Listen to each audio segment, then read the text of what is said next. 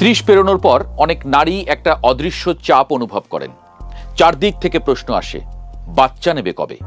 Doctor সতর্ক করেন, আত্মীয়রা উদ্বিগ্ন হন, আর সোশ্যাল মিডিয়ায় ভেসে বেড়ায় একের পর এক ভয় দেখানো পোস্ট। কিন্তু বাস্তবতা ঠিক কতটা কঠিন? বয়স বাড়লে মা হওয়া কি আদৌ সম্ভব, নাকি এটা শুধুই ব্যতিক্রমের গল্প? চিকিৎসা বিজ্ঞান আজ কতদূর এগিয়েছে, আর একজন নারী নিজে কি করতে পারেন, তা নিয়েই আজকের বিশ্লেষণ।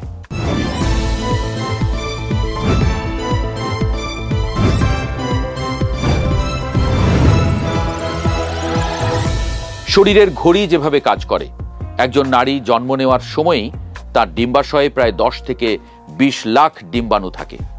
বয়ঃসন্ধির সময় সেই সংখ্যা নেমে আসে প্রায় 3 লাখে। আর প্রতি মাসে মাসিক চক্রের সঙ্গে সঙ্গে সেই ভাণ্ডার ক্রমেই ছোট হতে থাকে। শুধু সংখ্যা নয়, গুণগত মানও কমে যায়। 30 বছরের পর ডিম্বাণুর মানে ধীরে ধীরে পরিবর্তন আসতে শুরু করে। 35-এর পর সেই পরিবর্তন আরও দ্রুত হয়, ফলে গর্ভধারণ করাটা কঠিন হয়।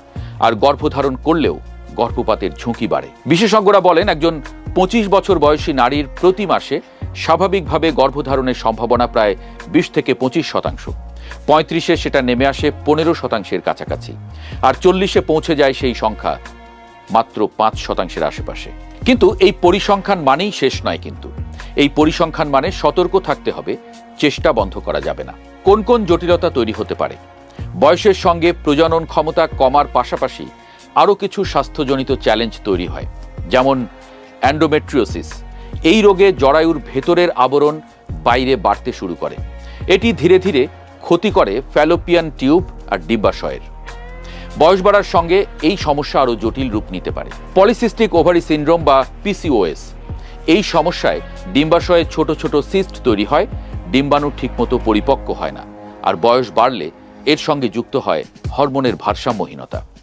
এছাড়া জরায়ুতে ফাইব্রয়েড বা টিউমার, ফ্যালোপিয়ান টিউব বন্ধ হয়ে যাওয়া, এসব সমস্যা বয়স বাড়ার সঙ্গে সঙ্গে বাড়তে পারে। ফলে দেরিতে মা হওয়ার চেষ্টা করলে শুধু বয়সের প্রশ্ন থাকে না, সামগ্রিক শারীরিক স্বাস্থ্যের পুরো চিত্রটা দেখতে হয়।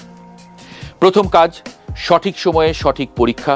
30 পেরোনোর পর যদি মা হওয়ার পরিকল্পনা থাকে, তাহলে প্রথম কাজ হলো দেরি না করে একজন বিশেষজ্ঞ গাইনোকোলজিস্ট বা ফার্টিলিটি বিশেষজ্ঞের কাছে যাওয়া। কয়েকটি নির্দিষ্ট পরীক্ষা আছে যেগুলো এই মুহূর্তে ডিম্বাশয়ের অবস্থা কেমন সেটা স্পষ্ট করে দেয়। অ্যান্টিমুলেরিয়ান হরমোন বা AMH পরীক্ষা, এটি ডিম্বাশয়ে কতটুকু ডিম্বাণুর মজুদ আছে তার একটা স্পষ্ট ছবি দেয়।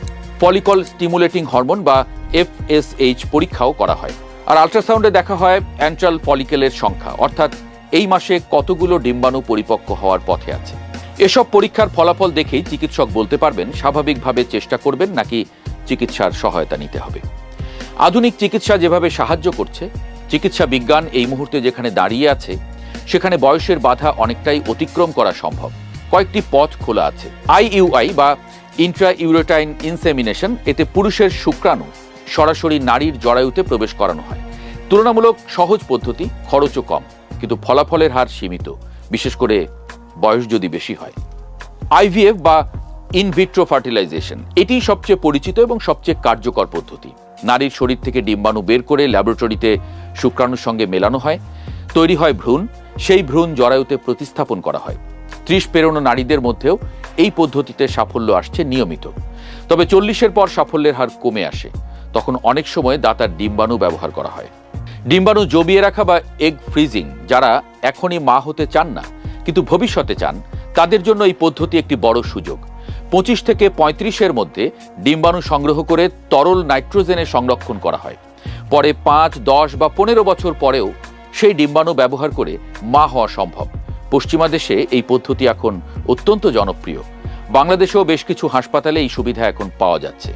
চিকিৎসার পাশাপাশি কিছু বিষয় সম্পূর্ণ নিজের নিয়ন্ত্রণে, আর এগুলো অবহেলা করলে সব চিকিৎসাই অনেকটা দুর্বল হয়ে পড়ে। যেমন ওজন নিয়ন্ত্রণ সবচেয়ে গুরুত্বপূর্ণ।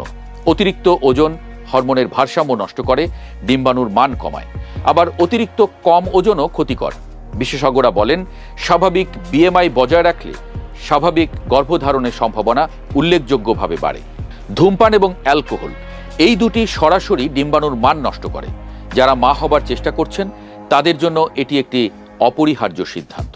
মানসিক চাপ বা স্ট্রেস একটি বড় শত্রু। দীর্ঘমেয়াদী মানসিক চাপ কর্টিসল হরমোনের মাত্রা বাড়িয়ে দেয়, যা সরাসরি প্রজনন হরমোনের উপরে প্রভাব ফেলে। ফলে যোগব্যায়াম, মেডিটেশন বা যে কোনো স্ট্রেস ম্যানেজমেন্টের পদ্ধতি এই যাত্রায় সত্যিকারের সহায়ক। ফলিক অ্যাসিড এবং ভিটামিন ডি সাপ্লিমেন্ট এগুলো চিকিৎসকের পরামর্শ মতো শুরু করা উচিত মা হবার চেষ্টা শুরুর অন্তত 3 মাস আগে থেকেই। দেরিতে মা হতে চাইলে যে ঝুঁকিগুলো জানা দরকার। 35-এর পর গর্ভধারণ করলে কিছু বাড়তি ঝুঁকি থাকে, এটা অস্বীকার করলে চলবে না। গর্ভকালীন ডায়াবেটিস এবং উচ্চ রক্তচাপের ঝুঁকি বাড়ে, সিজারিয়ান ডেলিভারির সম্ভাবনা বেশি থাকে, আর ক্রোমোজোমজনিত সমস্যা যেমন ডাউন সিনড্রোম এর ঝুঁকি বয়সের সঙ্গে বাড়ে। তাই বয়স বেশি হলে প্রিন্যাটাল স্ক্রিনিং এবং জেনেটিক পরীক্ষা বিশেষভাবে গুরুত্বপূর্ণ।